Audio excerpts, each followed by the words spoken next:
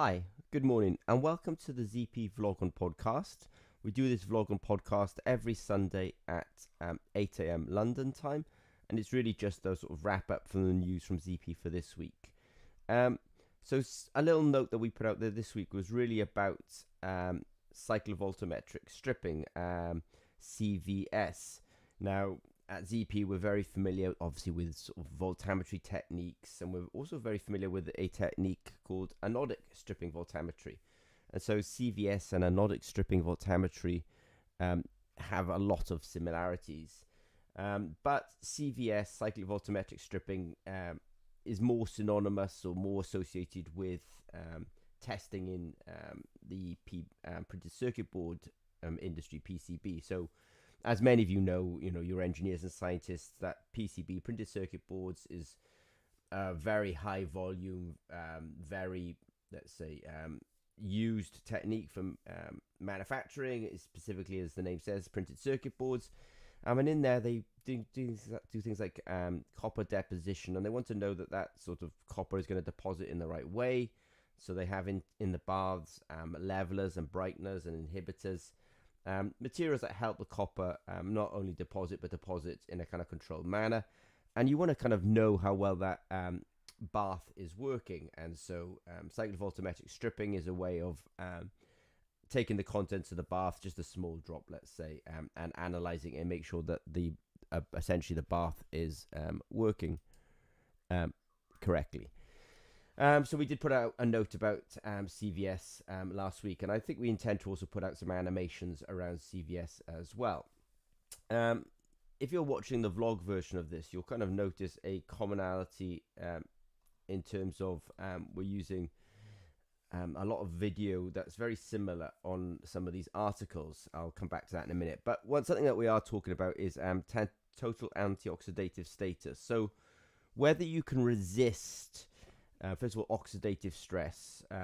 So an oxidative stress can come from the environment, it can come from disease, but whether you can resist, for example, disease is in part linked to your total antioxidative status, TAS. So, for example, you could be under a virus attack, you could end up forming what's called free radicals. If you can mop up and resist the damage from those free radicals is reflected by your total antioxidative status. So if you've got a total antioxidative status of 0.1 millimolar equivalents of Trollocs, then you're a little low.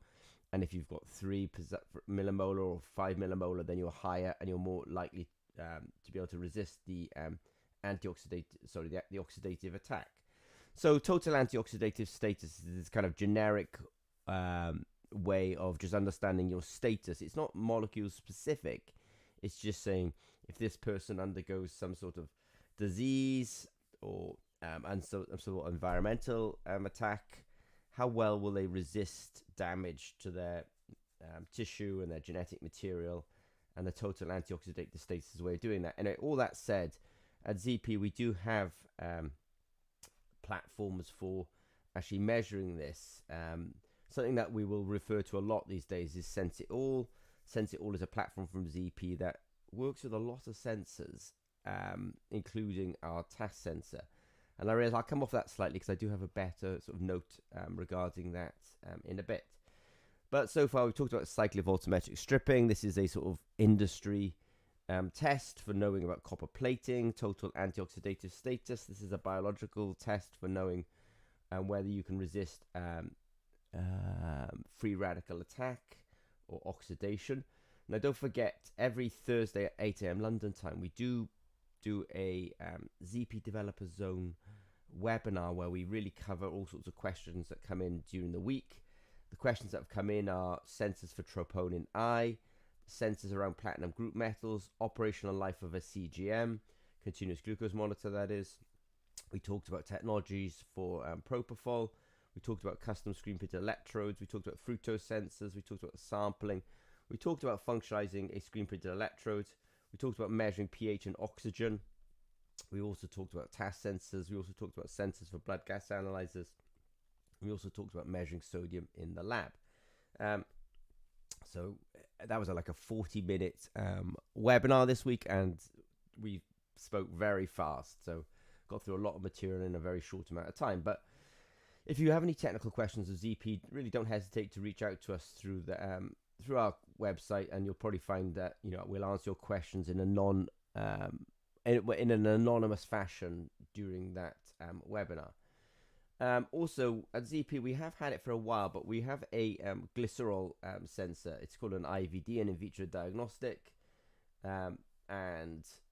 Simply, we kind of go in the lab and we are able to test for the glycerol, and we have a series of reagents and a sensor for it, and we have our meter as well. And we've also tested this glycerol sensor in blood. So we just put a little note out there this week, just kind of talking about the glycerol sensor and how we test it in whole blood. Something that was linked often, only this, so far in this little vlog, I've mentioned cyclovoltammetric stripping, total antioxidative status, and I just mentioned glycerol. There's actually one thing that holds all these things together for us. Well, they're all electrochemical, but we keep using the same platform. It's called SenseIt-All. SenseIt-All is both a product and a platform for our clients at Zero Peacock. So SenseIt-All is a sensor, works with electronics. Electronics work with an app, and the app sends the data to the cloud. So we really have that entire, let's say, stack of technologies in place. And so I just wanted to kind of make the point that our platform is able to kind of go from analyte to analyte. And we put a video out there this week that just said, look, if you just change the QR codes and you can read that on a smartphone, then suddenly the whole app changes, and we're able to change what assays actually running on it. So if you hear us using a lot of words and lots of assays and you think, crumbs, they're doing a lot. How do they do all of this? Well, we're actually doing it all on the same platform. It's just we have a very clever way of changing sensor to sensor to sensor just by the use of QR codes on smartphones. Something that we've been capable of for a while, but we haven't actually highlighted it too much, is really calibration-free pH sensing. You'll have heard us say this before, but the most measured chemical parameter in the world is pH. And at ZP, we do have some calibration-free technologies that allow people to sort of measure the sample without actually having to do calibration. Many people who've used a calibration sensor and probe in the lab will always find that there's 2 or 3 bottles of calibration solution next to it, and it's just really a reflection that calibration probes shift and drift a lot.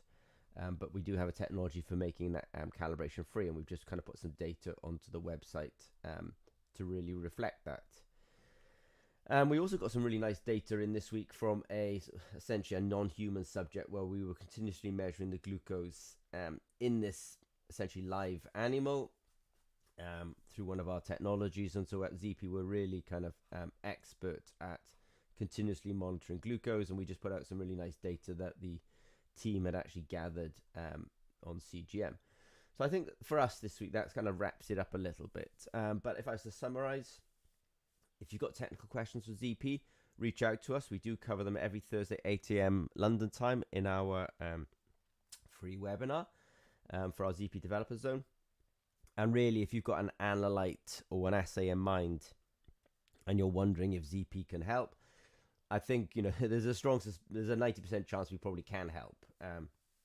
As you can see at ZP, we do so much good work, and we have platforms in place with electrodes, with electronics, with apps, with cloud connectivity and cloud data analytics that we can process all this data. Well, not process, but we can do all these different applications. So I'll say that's it for this week. But if you've got any questions for ZP, don't hesitate to reach out to us. But otherwise, I wish everyone a good week, and I will speak to some of you on Thursday during our ZP Developer Zone. Okay, thanks very much.